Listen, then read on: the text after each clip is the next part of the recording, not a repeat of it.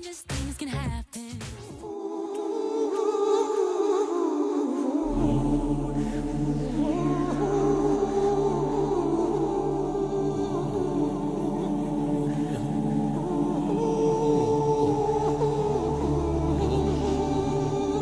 Entertainment industry, and because music is just it's in a lot of ways it's been manipulated in terms of its intent and its power. It's been manipulated for more sinister uses. And so one of the videos that I analyze in my film is songs and videos is a song called "Umbrella" by Rihanna, and then also do a brief analysis of the follow-up song to that, which is called "Disturbia." And people they can take the time to watch that. But it's interesting because entertainment in and of itself, the word is fascinating. Because entertainment is meaning to enter to near, means to go inside of, right? And then ment means it deals with mental, the mind. So entertainment means to go into the mind. And so whenever someone says entertainment, what it really means is to go into the mind and to possess or to hold the mind. So people, when they sit there entertained, you see that this state that they're in. Especially people watching television, when they watch TV, the way that their whole, you look at them from a distance and you realize, wait a minute, they're being held by something. They're being possessed in that moment. Their mind is possessed. Their mind is fixated on something. And a lot of times people are just oblivious. Like you try to talk to them, and it's like they didn't notice that you're there. They're in a whole other world in a sense. That in itself is telling. So the word entertainment really means all of those things that are used to go inside the human mind and possess the human mind. So music has really been used, especially like pop music, to basically put people through an indoctrination procedure that basically manipulates people's reality. Basically put people through an indoctrination procedure that basically manipulates people's reality. It's controlled by someone. And if you look at the Target symbol, if I could give you an example, I don't know if you have the Target in D.C., but we have them here in Atlanta. Black people call it Targets. But anyway, if you look at their logo, it's a circle within a circle within a circle. The outer circles never know who's really at the middle of the circle, who's really controlling things. Those people that take the oath are made to believe that they are the ones. So they never look any deeper as to who's really controlling this thing. Are you following me? No doubt. The bottling companies. A lot of bottling companies are the same people that put out the water as the same people that put out the liquor, that put out the orange juice, that put out the beer, that put out the Similac.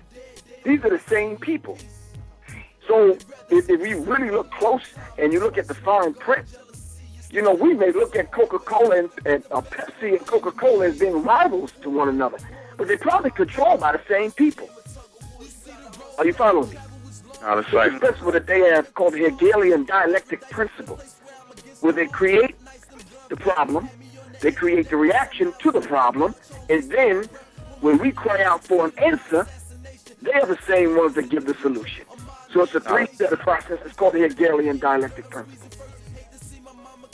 No, the cipher. So that's it in a nutshell. But these people have to take the oath in order to get in. You're not going to belong to the $9 million club unless you take the oath and you go through the ritual. Man, it's a scheme.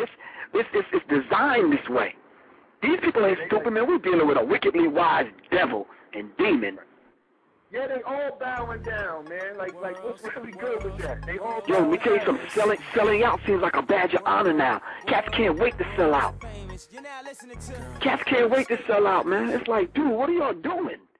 These lost MCs, funky 4+1, force MDs. Miss Melody, I hope she packing the bankroll as well as educated rapper Ice and Kango.